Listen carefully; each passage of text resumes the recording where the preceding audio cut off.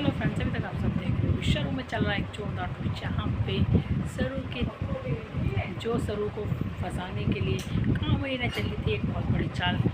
सरू के गांव जाकर वो उसकी काकी को बुला कर ले आई, उसकी सरू की माँ बनाकर। वहीं पे सरू की माँ ने भी उसकी अपनी फ्रेंड को सब कुछ बता दिया था पहले से ही, इसलिए उसकी काकी ने भी उसकी चाल में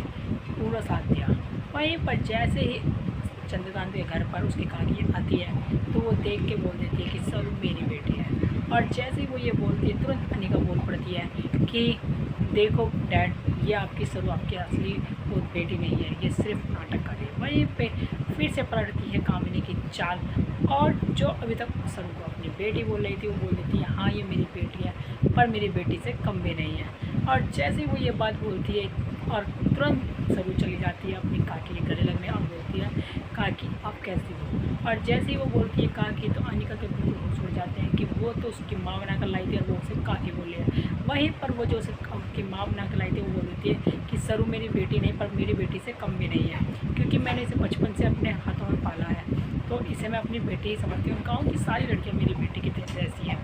इसीलिए मैं यहाँ पर आई हूँ सरू से मिलने। और अनिका, तेरी नानी ने मुझे पैसे दिए थे सरू का झूठ बोलने के लिए, सरू की माँ बनाने के लिए। वहीं पर जैसे ये बात पता चलती है चंद्रकांत और तारा भी वहाँ पर खड़ी थी, तारा को भी जब पता चलता है कि अनिका और कामिनी फिर से मिलकर सरू और वेद की शादी टूटवाना चाहते हैं, जिससे कि अनिका की शादी सरू से अनिका से हो जाए, इसलिए अब तारा समझ गई है। और तारा ने अब अपनी परमिशन दे दी और खुशी खुशी अब वेद और सरू का रिश्ता अपना लिया। अब देखिए कि अब हम शादी की तैयारी करेंगे जल्दी, और जल्दी से जल्दी सरू और वेद की शादी करेंगे, क्योंकि अब मुझे पूरा यकीन हो चुका है कि सरू आपकी बेटी, क्योंकि जो चंद्रकांत और सरू का डीएनए टेस्ट हुआ था वहाँ पर चंद्रकांत ने डॉक्टर को खरीदने की कोशिश करी, पर उस डॉक्टर ने साफ मना कर दिया कि मैं रिपोर्ट में कोई फेरबदल नहीं करूँगी और जो रिपोर्ट में आएगा वही आपको दिखेगा। वहीं पर उसे तो पता भी नहीं चंद्रकांत को कि वो बिना बोले, उसे लग रहा है कि वो जो पैसे के लिए बोल कर आया था डॉक्टर को रिपोर्ट चेंज करने के लिए, उस वजह से उसकी रिपोर्ट पॉजिटिव आई है, पर उसे तो ये बात पता ही नहीं कि चंद्रकांत की बेटी सच में ही सरू है, इसलिए उसकी रिपोर्ट पॉजिटिव आई है। वहीं पर